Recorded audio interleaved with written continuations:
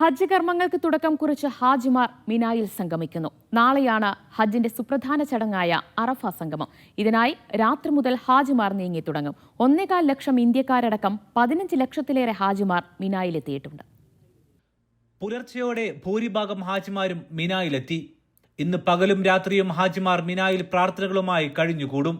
യൗമുൽ തർവിയ, അതായത് ഹജ്ജിന്റെ കടുപ്പമേറിയ കർമ്മങ്ങളിലേക്കുള്ള മുന്നൊരുക്കമാണ് ഇന്ന്.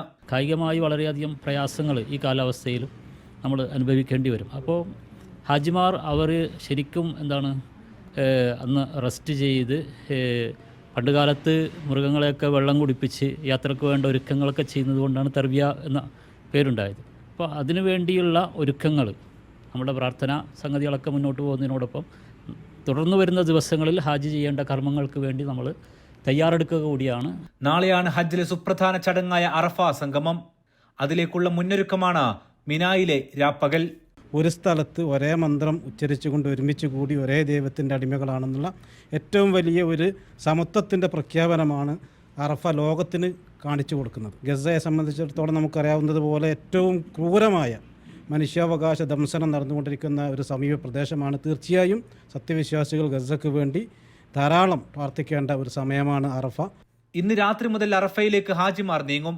നാളെ സൂര്യാസ്തമയം വരെ അറഫയിൽ തങ്ങും. പിന്നീട് മുസ്ദലിഫയിൽ രാപ്പാർത്ത് മിനായിലേക്ക് തിരികെ എത്തും. കല്ലേറ് കർമ്മം, ഹജ്ജിന്റെ തവാഫ്, ബലികർമ്മം എന്നിങ്ങനെ പൂർത്തിയാക്കിയാൽ വെള്ളിയാഴ്ച തീർത്ഥാടകന് ഹജ്ജിൽ നിന്നും അർദ്ധവിരാമം കുറിക്കാം.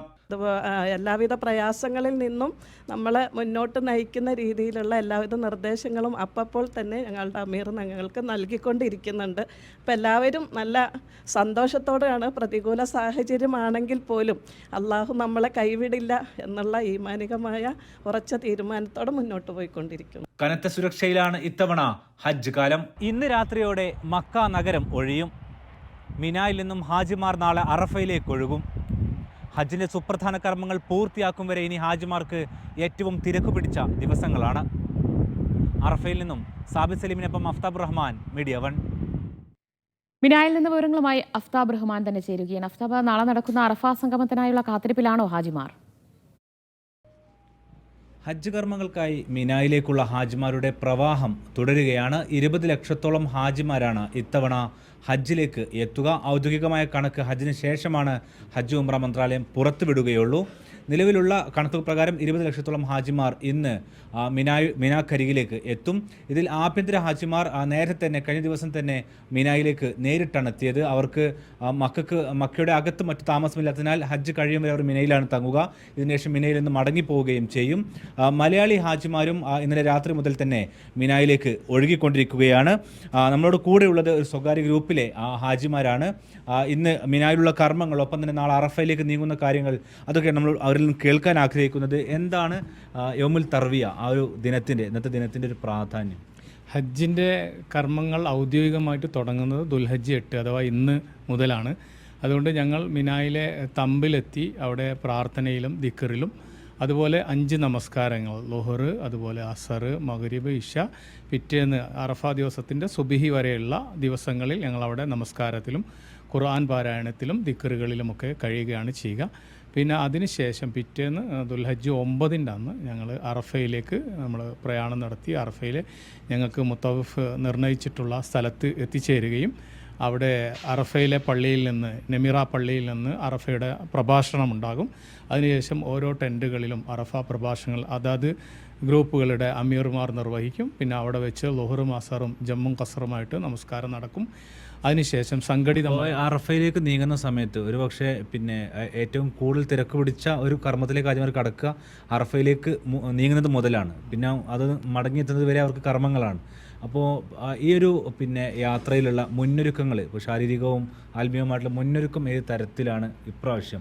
പ്രത്യേകിച്ച് കഴിഞ്ഞ വർഷത്തെ അനുഭവം നമ്മുടെ മുമ്പിലുണ്ട്. വലിയ ചൂടിലും മറ്റും നിരവധി ഹാജിമാർ നഷ്ടമാവുകയും മരണപ്പെടുകയും ചെയ്തൊരു സാഹചര്യമുണ്ട്. ഈ വർഷം കൂടുതൽ സ്ട്രിക്റ്റ് ആയിട്ടാണ് ഹജ്ജ് മന്ത്രാലയം കാര്യങ്ങളൊക്കെ ചെയ്തിട്ടുള്ളത്. അപ്പോൾ അത് നിങ്ങൾക്ക് എത്രമാത്രം ഗുണകരമായിട്ടുണ്ട് ഇത്തവണ? തീർച്ചയായും ഹാജിമാർക്കും കാലാവസ്ഥ വളരെ ശ്രദ്ധിക്കണമെന്ന് ഹാജിമാർക്ക് നിർദ്ദേശം കൊടുത്തിട്ടുണ്ട്. പ്രത്യേകിച്ചും രാവിലെ മുതൽ വെയിൽ ചൂടാകുന്ന സമയത്ത് ഹാജിമാരെ പുറത്തേക്ക് ഇറക്കുന്നില്ല. ഓരോ ഹാജിമാർക്കും നിശ്ചയിച്ചിട്ടുള്ള അറഫയിലുമുള്ള താൽക്കാലികമായ ടെൻറ്റുകളിൽ നിന്ന് അവർ പ്രാർത്ഥിച്ചാൽ മതിയെന്നും ജബലുർ റഹ്മയിലേക്ക് തന്നെ എല്ലാവരും ആ സമയങ്ങളിൽ പോകരുത് എന്ന നിർദ്ദേശവും അവർക്ക് കൊടുത്തിട്ടുണ്ട്. പിന്നെ വെള്ളം നന്നായി കുടിക്കുവാനും അവരുടെ മരുന്നുകളൊക്കെ വേണ്ടി ഹാജിമാർ അത് ഉപയോഗപ്പെടുത്തുവാനും ഒക്കെയുള്ള നിർദ്ദേശങ്ങൾ അവർക്ക് കൊടുത്തിട്ടുണ്ട്. സ്വാഭാവികമായും മുത്തവഫിൻ്റെ ആളുകൾ അറഫയിലുള്ള ഭക്ഷണ പദാർത്ഥങ്ങൾ കൂടി അവർക്ക് നൽകുന്നത് കൊണ്ട് പരമാവധി സമയം ഉപയോഗപ്പെടുത്തി പ്രാർത്ഥനയിലും ദിക്റുകളിലും അതുപോലെ നമസ്കാരങ്ങളിലും ഏറ്റവും ആത്മാർത്ഥമായ കർമ്മങ്ങൾ അൽ ഹജ്ജു അറഫ എന്ന അറഫയാണ് ഹജ്ജ് എന്ന ചില പണ്ഡിതന്മാർ പറഞ്ഞത് അറഫ അതാണ് അടിസ്ഥാനം, ബാക്കിയൊക്കെ അതിൻ്റെ ശാഖകളാണ് എന്നതാണ്. അതുകൊണ്ട് ഹാജിയെ സംബന്ധിച്ചിടത്തോളം വളരെ പ്രധാനപ്പെട്ട ദിവസമാണ് അറഫ ദിവസം. ഹാജിമാർ വരുന്ന ദിവസം നടക്കാൻ പോകുന്ന അറഫ സംഗമത്തിലേക്ക് ഒരുങ്ങിയിരിക്കുകയാണ്. ഹാജിമാരെ സംബന്ധിച്ചിടത്തോളം കഴിഞ്ഞ വർഷത്തെ ഏറ്റവും പ്രധാനപ്പെട്ട വെല്ലുവിളി കാലാവസ്ഥ തന്നെയായിരുന്നു. ഈ വർഷം പക്ഷേ അത്രയധികം കടുത്ത ചൂടിലേക്ക് കാലാവസ്ഥ എത്തിയിട്ടില്ല. ഇന്നിപ്പോൾ പരമാവധി രേഖപ്പെടുത്താൻ ഇടയുള്ള കാലാവസ്ഥ എന്ന് പറയുന്നത് 45 ഡിഗ്രി സെൽഷ്യസ് ആണ്. കഴിഞ്ഞ വർഷം അത് 47 പിന്നിടുകയും 50-നടുത്ത് അനുഭവപ്പെടുകയും ചെയ്യുന്ന തരത്തിലേക്ക് എത്തിയിരുന്നു. ആ ഒരു തരത്തിലേക്ക് കാലാവസ്ഥ എത്തിയിട്ടില്ല. അതുകൊണ്ട് തന്നെ വലിയ ആശ്വാസത്തിലും പ്രതീക്ഷയിലുമാണ് വിശ്വാസികൾ അറഫയിലേക്ക് പോകാനൊരുങ്ങുന്നത്. ഇന്ന് രാത്രി മുതൽ ഹാജിമാരുടെ അറഫയിലേക്കുള്ള പ്രവാഹം തുടരും.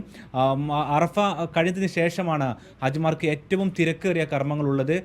കാരണം അറഫയിൽ നിന്ന് മടങ്ങിയെത്തിയ ശേഷം മുസ്ദലിഫയിൽ രാപ്പാർക്കണം, അത് കഴിഞ്ഞ് മിനായിലേക്ക് എത്തി കല്ലേറ് കർമ്മം, പിന്നീടുള്ള തവാഫ് ഉൾപ്പെടെയുള്ള കർമ്മങ്ങൾ, അതിനുവേണ്ടി നടക്കുന്ന ഏതാണ്ട് 40 കിലോമീറ്ററോളം ദൂരം ഒരു ഹാജിക്ക് ഏതാണ്ട് 5 ദിനത്തിനകം നടന്നു തീർക്കേണ്ടതുണ്ടാകും. ഇത്രയധികം വാഹനങ്ങളും സംവിധാനങ്ങളും ഉണ്ടെങ്കിൽ പോലും ആ ഒരു തരത്തിൽ വരാനിരിക്കുന്ന കർമ്മങ്ങളിലേക്ക് ഏറ്റവും സജീവമായ ദിവസങ്ങളിലേക്ക് പ്രവേശിക്കുകയാണ് ഹാജിമാർ.